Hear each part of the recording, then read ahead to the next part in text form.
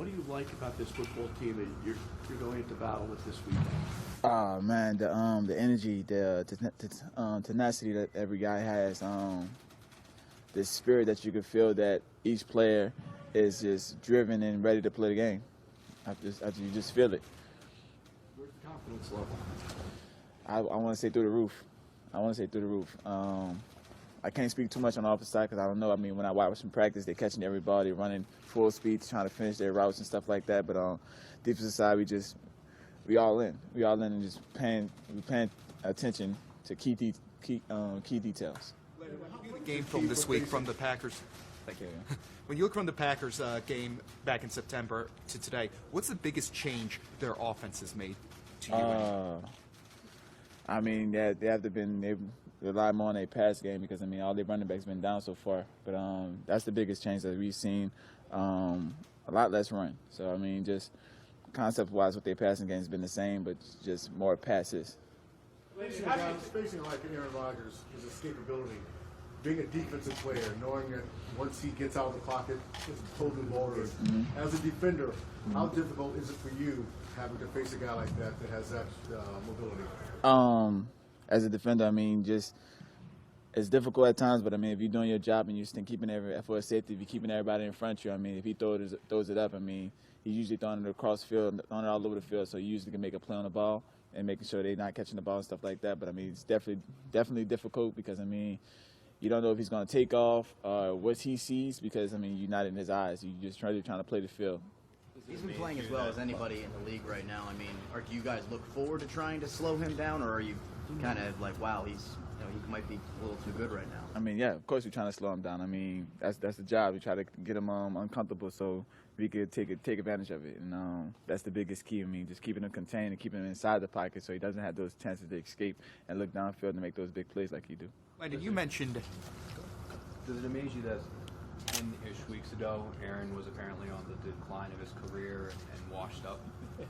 No, I mean that's a Hall of Fame quarterback, future Hall of Fame quarterback. I mean, everybody have their down games, everybody have their issues. I mean, they had a lot of guys down, like I said prior. I mean, but I mean they all found a way to get back into it, and he proved everybody wrong. You mentioned before how the Packers are kind of running less, but they have found a bit of a diamond in the rough in their run game. In Ty Montgomery, a former receiver turned running back. How much of a challenge is it to defend a running back knowing he's technically not even a running back? Man, you hit him. I mean, at the end of the day, he's a former receiver. He's known to be a receiver. Receivers don't like to be touched. You got big guys in linebackers, and you got defensive backs that like to hit. So he's gonna have to suck it up if he's gonna touch the ball. And we were just talking to DRC, and he was saying, you call this the group, the secondary, the NYPD. Did you come up with that?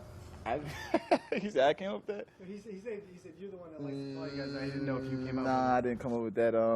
The fans actually came up with that. We were just trying to figure out what to call our group, and they came up with it. But we stuck to it. I mean, Coach Walt really is the one that brings the name up all the time, and we just stuck with it. I mean, we call ourselves NYPD. What's the meaning? Because you shut everyone down, or? Really, it started with Jackrabbit shutting the best receivers down since we've been playing each and every game, and then from that point on, we try to keep the quarterback from throwing over 300, 400-yard pass games. You like it?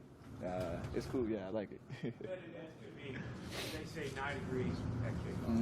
Probably going to feel a little bit colder. How do you prepare for cold weather, and how do you think that's going to factor? Really, we prepare here. I mean, we keep this dome really pretty cold. I know probably some of y'all a little nippy when you walked in. And then we practice outside a lot. So just practicing in that environment, and then thinking about planning it. I mean, you keep yourself warm. You're trying to find ways to keep yourself warm so you could have that mindset just plan and not worrying about the cold weather. You got a chance to partake in a different kind of football playoff in college. You know, in partaking in Alabama's dynasty right now, the active dynasty, as a matter of fact. Sure. Do you think that gives you a bit of an advantage to help you prepare for this type of playoff now? Definitely. I would say definitely because I mean just the way we went mentally throughout that program, and it was a little tougher then because I mean you going with Saban, you going full pads the whole time. You haven't showed the pass on at least 3 days out that week, and mentally it definitely prepared me for this situation. Talking about Alabama, I mean, you've not only had a big year, but so has Clinton. weeks. Yeah. I mean, you guys are close or? Yeah, we're very close. We like brothers. That's my boy. We train together. We would almost do about everything together. We have the same agent. We